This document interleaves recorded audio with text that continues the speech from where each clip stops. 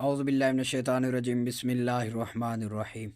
ماہ شعبان کی پہلی شب بعد نماز عشاء 12 رکعت نماز 6 سلام سے پڑھیں۔ ہر رکعت میں بعد سورۃ فاتحہ کے سورۃ اخلاص 15 مرتبہ پڑھنی ہے۔ بعد سلام کے 70 مرتبہ درود پاک پڑھیں اور اپنے گناہوں سے توبہ کریں۔ انشاءاللہ تعالی اس نماز کی برکت سے اللہ پاک اس کے گناہ معاف فرما کر داخل بہشت کرے گا۔ ماہ شعبان میں روزانہ ہر نماز کے بعد اس دعا کو پڑھنا واسطے مغفرت دگنا بہت افضل ثواب ہے۔ استغفر اللہ العظیم الذی لا الہ الا هو الحی القیوم الیہ توبۃ عبد ظالم لا یملک نفسہ ضرا ولا نفعا ولا موتا ولا حیاتا ولا نشورا۔ رسول اکرم صلی اللہ علیہ وسلم نے ارشاد فرماتے ہیں کہ ماہ شعبان المعظم میں جو کوئی 3000 مرتبہ درود شریف پڑھ کر مجھے بخشے گا، بروز محشر اس کی شفاعت کرنی مجھ پر واجب ہو جائے گی۔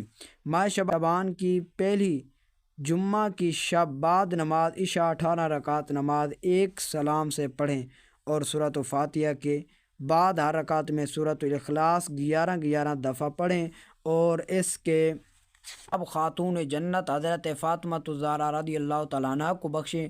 خاتون جنت رضی اللہ تعالیٰ عنہ فرماتی ہیں کہ میں ہرگز بہشت میں قدم نہ رکھوں گی جب تک کہ اس نمازی کے پڑھنے والے کو اپنے ہمراہ داخل بہشت نہ کر لوں۔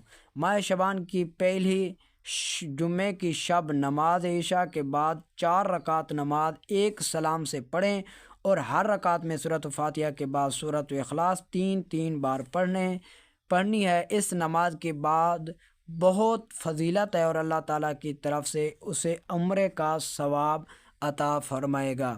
شعبان کی پہلے جمعے کو بعد نماز مغرب اور نماز عشاء 2 رکعت نماز ادا کریں۔ ہر رکعت میں بعد سورۃ فاتحہ کے 1 بار آیت الکرسی، 10 بار سورۃ اخلاص، 1 بار سورۃ الفلق اور 1 بار سورۃ الناس پڑھنی ہے۔